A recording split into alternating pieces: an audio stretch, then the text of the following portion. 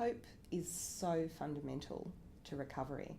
And I can still remember the first time I was told, and this was by a clinician in a hospital, that I would probably never recover, that I would have a mental illness for the rest of my life, that I would always need to take this medication, and then that I would probably never work again.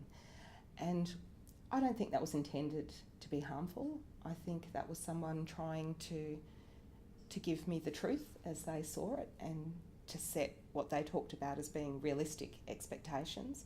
But the fact is that did enormous harm, because the person who told me this had a huge amount of power and authority, a very impressive education and title.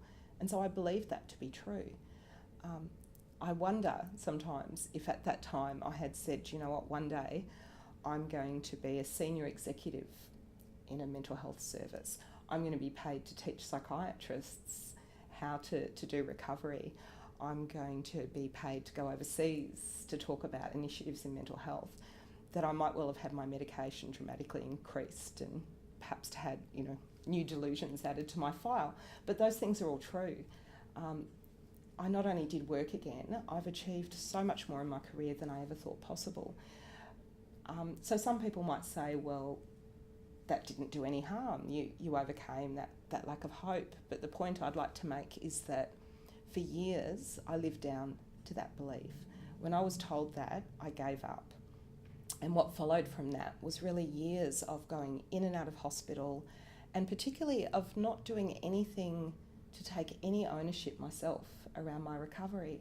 Because if I could never recover, if I would always need medication, if this was never really going to change, well, why should I try? Why should I do anything? And so it was quite a devastating experience. I didn't realise it at the time, but it was. And so in my recovery, I also had to recover my sense of hope before I could also begin to work on recovering my mental health.